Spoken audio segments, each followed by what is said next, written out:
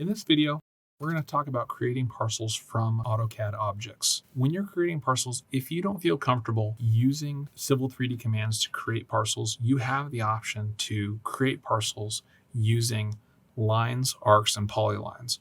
So in this drawing, if you go and you drop down to the layers and you look down at C prop lots and C prop ROW and you unfreeze them, you'll see that in this drawing, there are two sets of polylines created that we're going to go ahead and turn into additional parcels.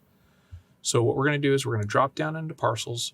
We are going to create parcels from objects, and we are going to select the lines, arcs, and polylines that we want to convert into parcels. So I'm going to go ahead and select this first polyline and this second polyline. And if I hit enter, it's going to ask me what site I want to place them on, how I want them to be displayed, and what I want my label styles to be. I'm not going to automatically create any label styles.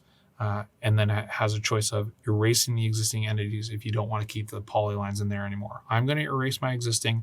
I want my parcels to interact with each other, so I'm going to have them on the same site.